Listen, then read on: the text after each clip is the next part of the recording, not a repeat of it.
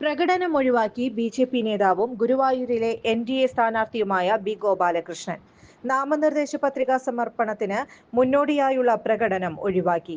കേസിന്റെ പശ്ചാത്തലത്തിൽ വേഗത്തിൽ നാമനിർദ്ദേശ പത്രിക സമർപ്പിക്കാനാണ് നീക്കം.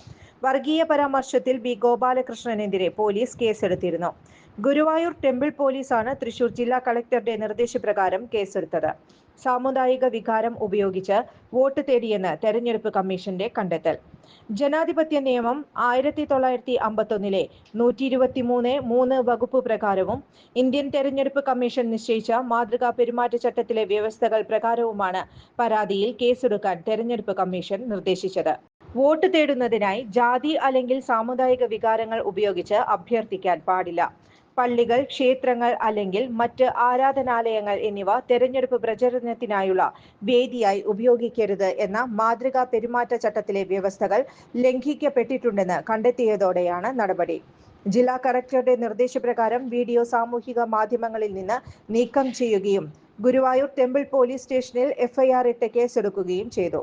അതേസമയം ഗുരുവായൂരിലെ വർഗീയ പരാമർശത്തിൽ ഉറച്ചു നിൽക്കുന്നെന്നായിരുന്നു ബി. ഗോപാലകൃഷ്ണന്റെ നിലപാട്. പെരുമാറ്റച്ചട്ട ലംഘനവും നടത്തിയിട്ടില്ലെന്നും ബി. ഗോപാലകൃഷ്ണൻ പറഞ്ഞു. ചുരുങ്ങിയ ചിലവിൽ വീട്ടുമുറ്റത്തെ വിളക്കുകൾ സംഗീതത്തിനൊപ്പം നൃത്തം ചെയ്യും.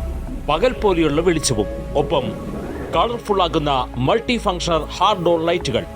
വൈദ്യുതി വേണ്ട, ബാറ്ററി വേണ്ട, പൂർണ്ണമായും സോളാറിൽ പ്രവർത്തിക്കുന്ന ലൈറ്റുകൾ. കൂടുതൽ വിവരങ്ങൾക്ക് വിളിക്കേണ്ട നമ്പർ 9447 132 148. കൂടുതൽ വാർത്തകൾക്ക് ഞങ്ങളുടെ ചാനൽ സബ്സ്ക്രൈബ് ചെയ്യുക. ഫേസ്ബുക്ക് ഫോളോ അപ്പ് ചെയ്യുക. വാർത്തകൾ വേഗത്തിലറിയാൻ എനി ടൈം ന്യൂസ്.